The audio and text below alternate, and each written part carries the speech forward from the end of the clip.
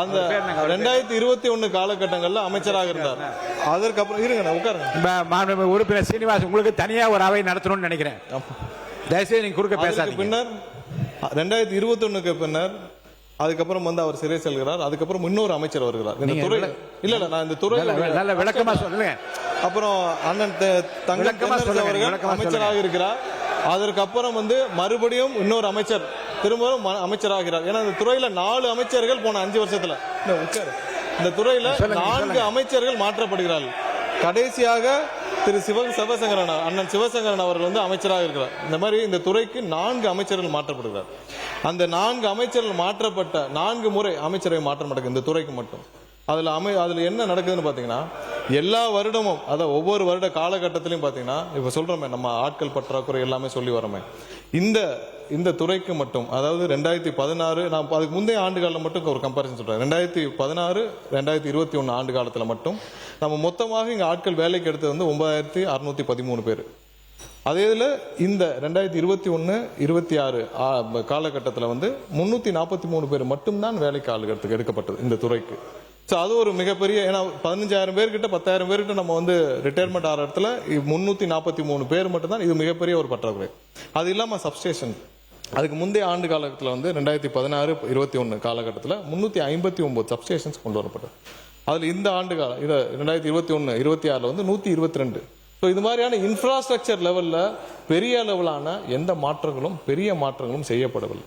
So அதே காலகட்டத்தில் நீங்கள் ஒன்றும் இல்லை, இப்போ தளவாடங்களை பற்றி சொல்லியிருந்தார். எவ்வளோ தளவாடங்கள், அதாவது நாங்கள் டிரான்ஸ்ஃபார்மர்லாம் நிறைய வாங்கணும், இந்த வார காலகட்டத்தில் நிறைய தளவாடங்கள் தேவைப்படும்னு.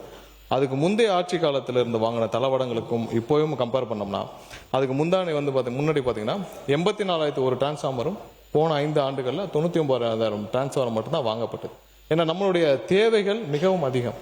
நமக்கு இப்போ மட்டும் பார்த்தீங்கன்னா இந்த துறைக்கு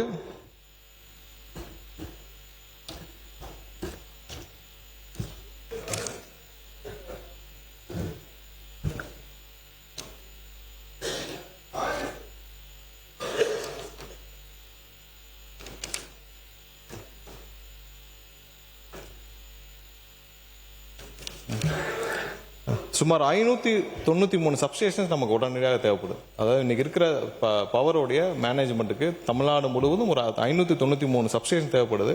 ஸோ இதெல்லாம் ஆய்வில் உட்கொண்ட நம்மளுடைய தமிழக முதல்வர் கிட்டத்தட்ட 3 முறை எங்களுடைய துறைக்கு ஆய்வு செய்திருக்கிறார்.